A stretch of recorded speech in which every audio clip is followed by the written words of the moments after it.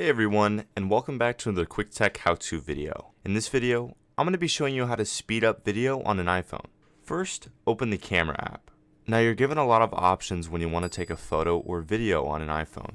If you go to the left, you should see an option called Timelapse.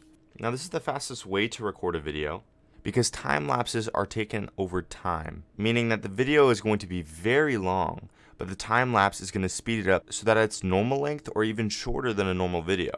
So if I were to take a video like this, and then I were to watch that video, it's very short. So that's what a time lapse does, and that's currently the only way to speed up a video on the iPhone itself. Now if you wanted to speed up the video to a specific time, in other words, to not make it as fast as a time lapse, there's a couple editing softwares that you could get, but it would have to be through an external video editor, like Splice. Splice allows you to edit your videos and make them a specific speed so that you can get the right editing that you want for that video. And that's how to speed up video on an iPhone. Thanks for watching, and don't forget to subscribe down below.